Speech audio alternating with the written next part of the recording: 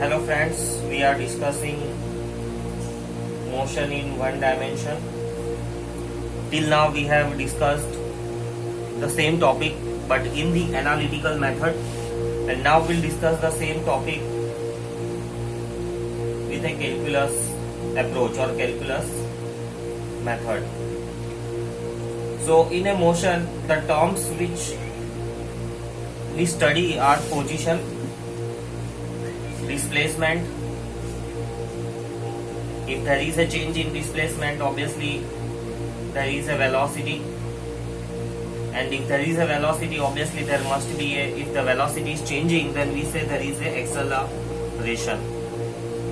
So let us try to define all these terms in the terms of calculus.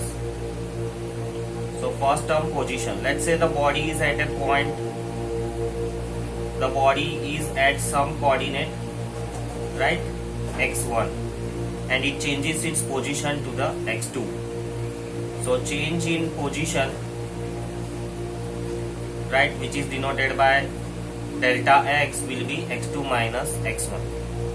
Delta denotes, the word delta means change. So change in position is x2 minus x1. Change in position.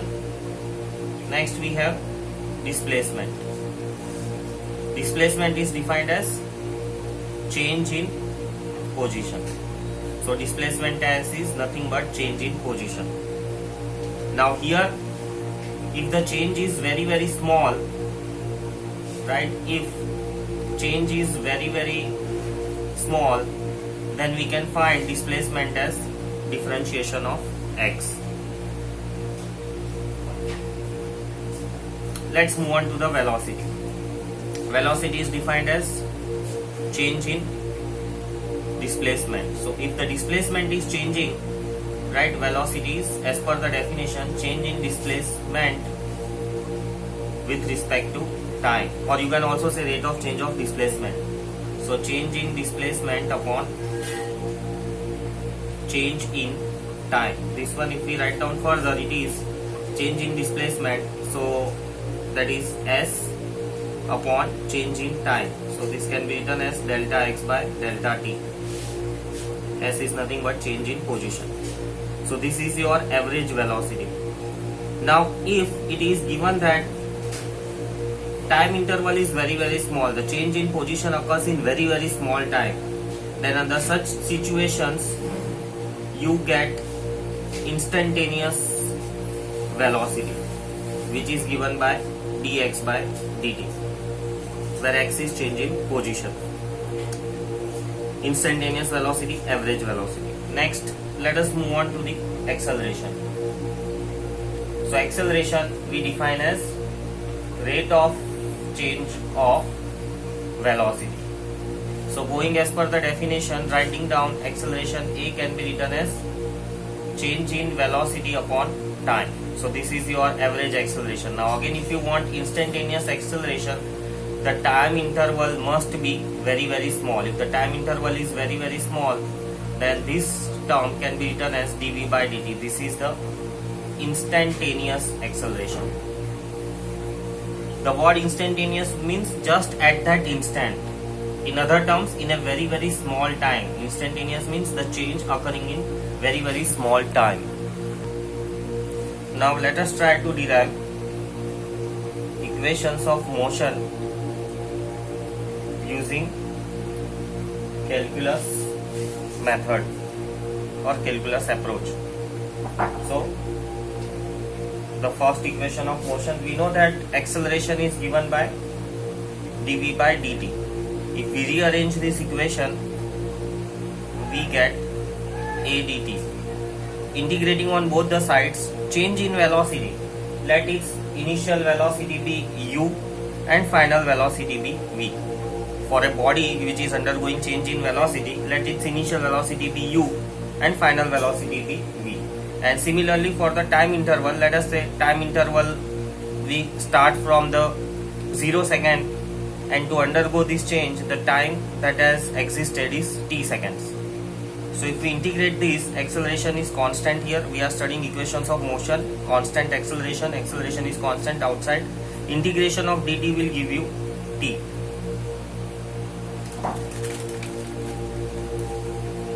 If we simplify further, on the other side, integration of dv will give me v.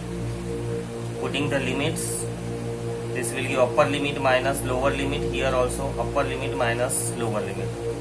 So at is equals to v minus u.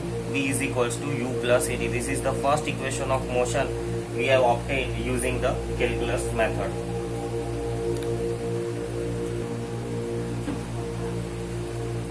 Next, we also know that velocity is given by dx by dt. Rearranging this equation is equals to dx.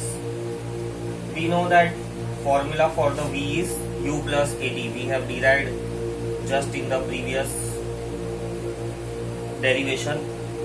Separating it out, u dt plus at dt is equals to dx. Now integrating as per the laws of integration. So here again, initial velocity u, it is constant. Integration time interval, let us say time is started from 0 seconds and till t seconds our motion has occurred. So here also integration is with respect to time.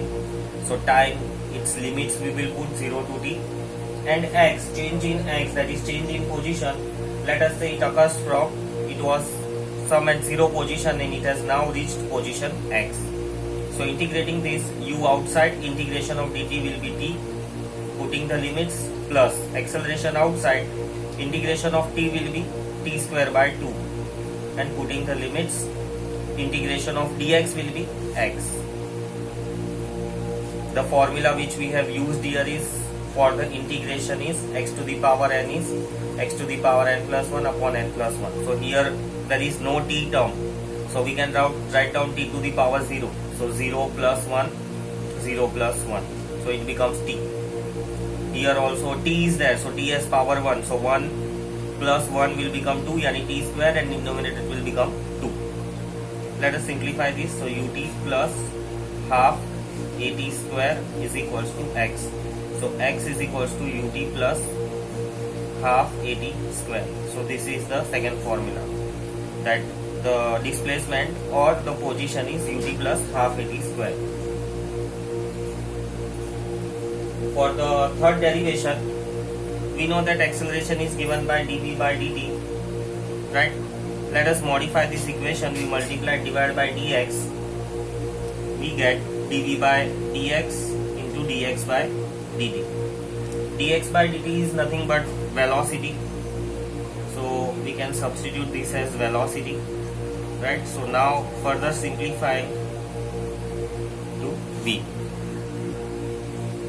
So here again taking the integration dx, that is change in position. So position, initially it was at 0 position and finally it came to the position x. When it was at 0 position, it had some initial velocity u, and when it came to the final position x, it had some final velocity v. Acceleration outside, integration of dx will be x, 0 to x, and here integration of v will be v square by 2 u to v. Substituting these limits, we get ax is equals to 1 by 2 common, upper limit minus lower limit, so v square minus u square.